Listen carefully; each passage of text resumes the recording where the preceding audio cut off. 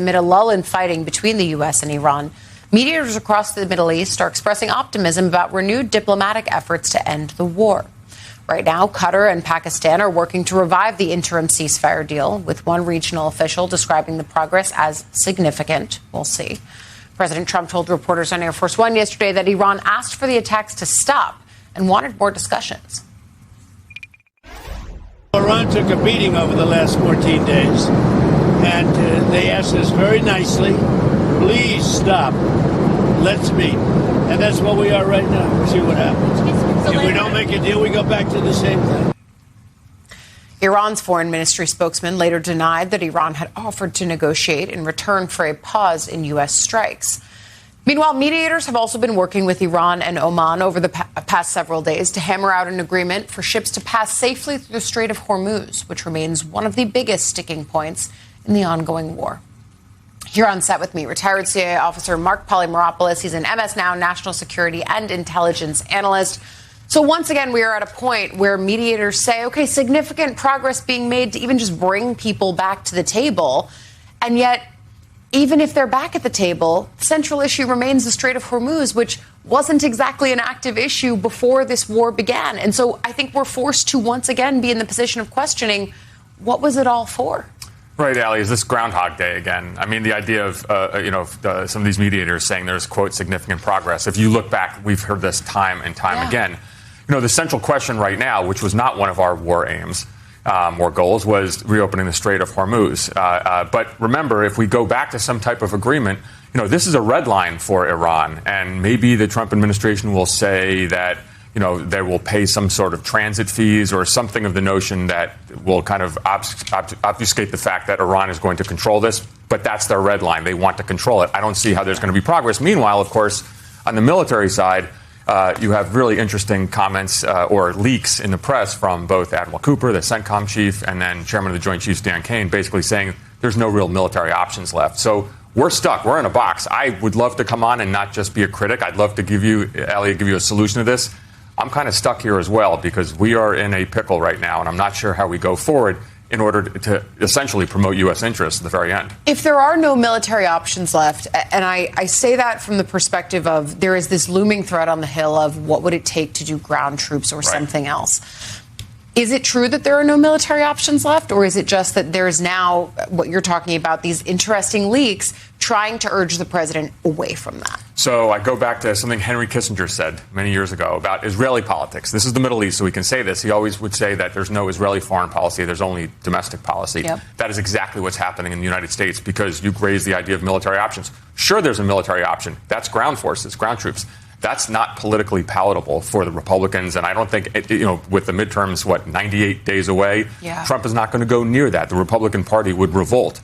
And so domestic politics matter. So we're in a box. There are things that we could do that he just cannot. Americans are not going to tolerate casualties, certainly not right before the midterms. And so that's where we are right now. Again, there's huge decisions to be made, but not great options. No, we talk about the cost all the time. The human cost, of course, very much in focus last week as the president received bodies at Dover Air Force Base. And then, of course, on the Hill, the cost of the war and what Congress might have to pay for it. But then also, I was in Michigan on a reporting trip this weekend, and time and again, voters, both for and against the president, were telling me, prices seem really high, and it is a central focus.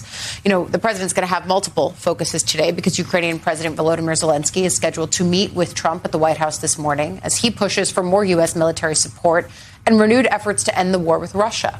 Ahead of the meeting, Zelensky says he'll share evidence that Russia is helping Iran target American assets in the Middle East by providing satellite imagery.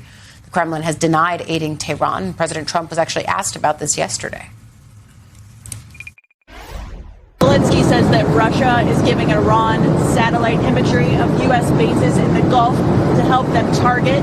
What can you do about that? Well, we'll find out if that's true. I'll ask Putin about it. We'll find out. Hasn't had much impact because we've knocked the hell out of it, what do you think? If that's the case, look, they gave Venezuela a lot of equipment.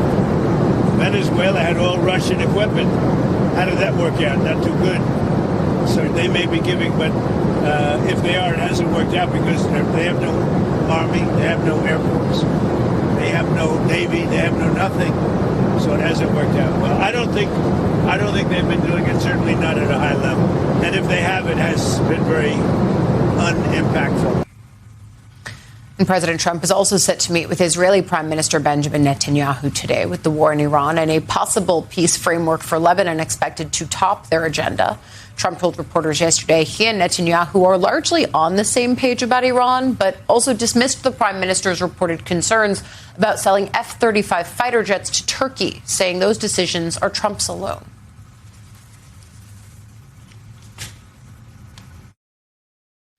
And Trump also argued U.S. military action changed the course of the conflict, saying Israel would have been, in his words, terminated without American strikes on Iran's nuclear program.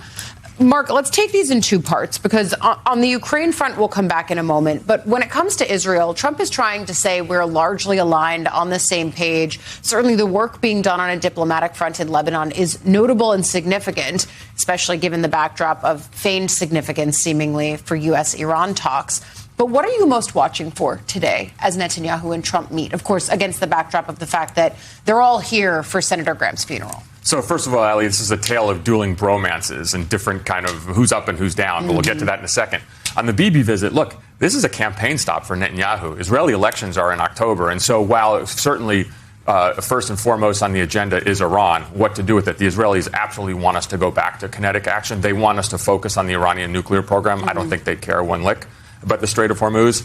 But Netanyahu is fighting for his political life. You never count him out somehow. And so he's here, in essence, to get a campaign endorsement from Trump. That's what he's running on back home. Trump knows this, and it's fascinating, and he's going to play with them a little bit. I mean, if you want to get into really kind of the nitty-gritty of this, Trump is going to make Bibi suffer a little here. We'll see a lot of pressers. We'll see a lot of positive comments on it. But the main focus in terms of the substance, will we go back to kinetic activity against Iran? What are we going to do about the nuclear program? That's what the Israelis want. That's not on the top. Despite what he says, that's not on the top of the U.S. agenda.